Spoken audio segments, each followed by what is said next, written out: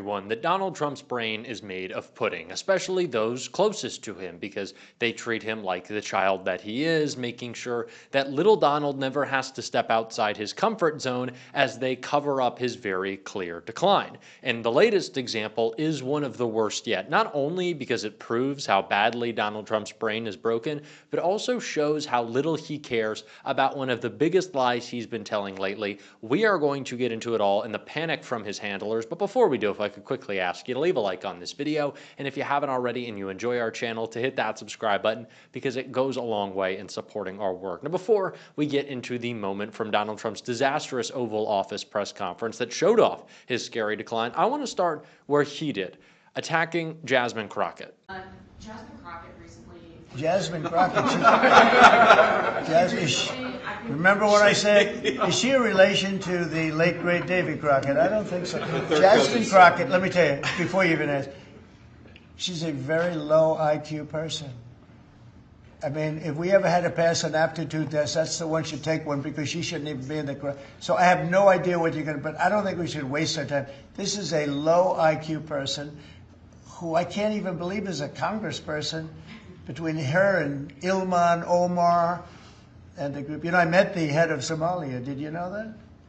And I suggested that maybe he'd like to take her back, and he didn't want her. He said, "I don't want her." Okay, what else? Go ahead. Let's hear what Crockett said. Go ahead. I always say that it's one thing to get under Donald Trump's skin, and really anybody can. He is the most petulant little president that there has ever been. But Jasmine Crockett is clearly living rent-free in Donald Trump's head, and I think it's because she's been one of the few Democrats willing to take a stand and actually say the truth about Donald Trump's favorite piece of exploitation recently, and that's Charlie Kirk. He was a fucking bigot. He was a bad person. He did horrible things to this country with his disgusting rhetoric, and Jasmine Crockett will say it because Charlie Kirk attacked Jasmine Crockett and the people that she cares about and the people that she represents. And so she doesn't take any shit, and she made it really clear when she called out the political violence that nobody seems to be talking about. Free. It seems like violence is okay if it is only because the man that is currently serving in the White House asked for it, even when we look at ICE officers and what they are doing to those that are accused of violating our law. That is what they think violence is okay for. But then when it ends up happening and it comes back on the other side, they claim that it's because of the Democrats and them using words like fascist.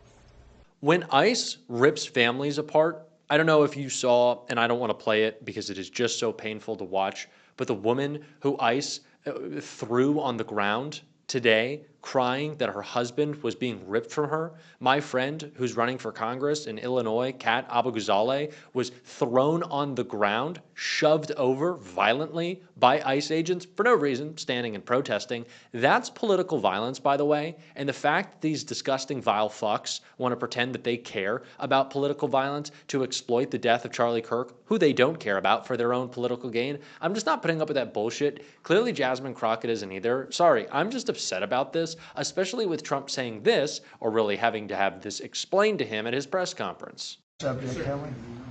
One of the most powerful deterrents we have to violent crime is the death penalty.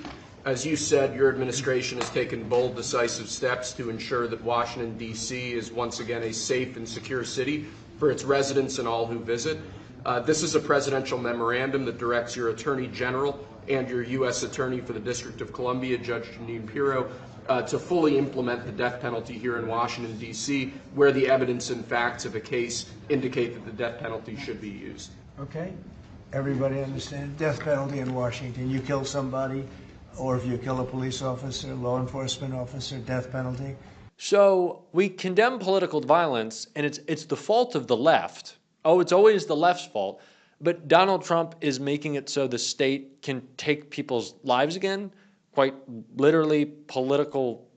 Is this not tracking? Do you not understand this? And also, how dumb does he look when he's sitting there? Oh, okay, my executive order. Donald Trump has spent the past 6 months complaining that Joe Biden's presidency was illegitimate because he's mad he beat him, because of the auto pen. Donald Trump is a human auto pen. He doesn't actually know what he's signing or what's going on around him. Just listen to him asked about China, and what he said, asked about Charlie Kirk and what he said about China. Like Charlie Kirk, you mentioned that he specifically pushed you to get involved with TikTok in your campaign, it helped you win young voters. Do you think this deal honors him? Well, I think it's a good thing. It's a good sign. We're doing very well, as you know, with the trade deals. We're doing very well with China and a lot of them. We were never treated properly. We were for 4 years, actually, but we were never treated very properly by other countries, and we're doing well. We've never done this well. We have, because of the tariffs that are coming in, the deals that are being made, $950 billion in one case. $950 billion, where previously they paid nothing. We have, as you know, in Japan it's $550 billion. South Korea is $350 billion. That's up front. Okay, so Donald Trump, whose heart is just breaking for poor Charlie Kirk. Oh, what a shame. Donald Trump is asked about Charlie Kirk and whether he thinks that the actions that he's taking recently, if they honor Charlie's life, and Donald Trump goes, well, we love the tariffs and we're doing so great with China and we love China and they love us and they love me and me is so, and me, did I say me? He either, one, didn't hear, two, didn't care, or three, did hear, but his brain is so broken that he can't even process the words Charlie Kirk and the question that he was asked. Consistently, over and over again, we see either Donald Trump has to ask for questions to be repeated, which is fine in context, but the context for Trump is usually someone saying a question that he's prepared for right to his face in a clear voice, and he just can't hear, which is not a huge issue, right? I don't know, he's getting older, but he also just can't process it. Donald Trump has needed his handlers more and more, and sometimes it's Melania, and I guess this must be built into the contract, to explain what's being said to him. But he doesn't really comprehend it. Again, I have to make the point that Donald Trump literally put up a photo and his new wall of presidential portraits of Joe Biden being in AutoPen, right? He wants to blow up this whole non-scandal. But the man doesn't actually understand or oftentimes remember what he has signed, what his administration is doing, and he doesn't really seem to care to know. Donald Trump just wants the praise, he wants the photo ops, he wants the stunts, he wants the yes sir, dear leader, you're doing so great, let me watch them praise me on Fox. Why do we think that Donald Trump got a bunch of Fox hosts to be in his cabinet? It's not just because Donald Trump doesn't care if you're qualified. I haven't heard a lot about the best people being in his administration anymore. I think what Donald Trump fundamentally cares about most in this version of his presidency, besides the grift and staying out of jail, is just having praise heaped onto him all the time. Donald Trump hasn't fired anyone in this administration. And oh boy, has he had cause. Why is that? Because these people aren't serving us. They're not serving the audience of the MAGA movement. They serve the audience of one man, Donald Trump, who just needs to be praised. And if he's not, he'll come after you and squash your dissent. He's made that clear that it's the new objective of Donald Trump's administration to make sure if that you're speaking out against him, you will be silenced, or at least he'll try to, which is something that we need to grab on. Take up the mantle of being the party of free speech, letting people speak their minds. Having a big tent is something that Democrats should care about. Now, of course, I don't necessarily want to welcome in certain ideas into the tent that aren't actually going to do anything. There's a lot of Democrats who tell me, and I had it said to my face, elected Democrats, that, oh, well, I needed to take a vote on a certain bill because I'm in a more purple state. And do you know what that bill has often been? It's about crypto, right? It's about AI. It's about a lobby that is paid off some senators. By the way, I don't need to name names because we've gone over it on the show before, and now I'm going down a bit of a rabbit hole. But do you know what? I've had some feelings today that make me want to go down a bit of a rabbit hole. If you are a Democratic senator and the fair shake AI, it's not AI, I apologize, if the fair shake crypto PAC paid you off to the tune of $10 million, a $10 million donation to your campaign, and now you're voting for crypto legislation that has allowed Donald Trump to get away with the greatest grift in the history of grifting. Let me explain the Genius Act. It's something that we need to talk about more, and then I'm going to talk about free speech. The Genius Act, which was just passed through Congress and Donald Trump signed a few months ago, had a stipulation in it that the type of profiteering that members of Congress have been able to do for so long off of trading stocks will not be allowed with crypto. No meme coins, no stable coins, none of it, right? You can't do that. You can't trade it because the government has a direct impact on regulating it. Similar to why we should ban congressional stock trading.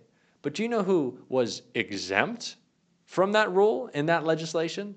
The President of the United States. Now, why is that? Well, because the crypto lobby has not only bought and paid for lots of senators and members of Congress in the House of both parties.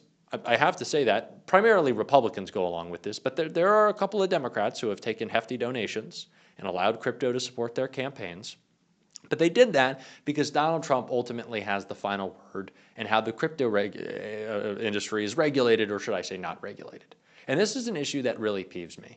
Because if we as Democrats are going to talk about why we are the party that fights back against corruption, we have to fight back against all of the corruption. And I can't think of anything more corrupt than a crypto scheme that the President of the United States has launched to make himself billions and billions of dollars for him and his family while taking money from foreign governments to influence him in whatever way they choose. If you're a Democrat and you can't stand up to that, I don't want you serving in Congress. I don't want you as an elected representative, because then what can I trust you to stand up for? That's the question right now, is that you need to stand up and fight back.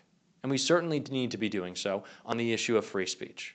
And a Democrat who is always going to stand up and fight back is Jasmine Crockett. And what she said on free speech right here, I think, is so important. He is doing all of this because he wants to quash any speech that is not appreciative or lauding him, which is pretty much anything that's factual. So more Democrats need to sound exactly like that, exactly like Jasmine Crockett.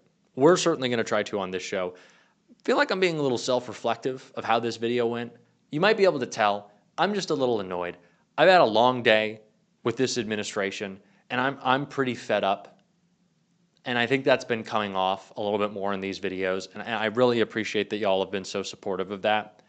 I want my anger, which I think we all feel, to stay passionate and to not be as like grumpy. Today it's a little grumpy. I'm just a little pissed, and I don't know how you couldn't be.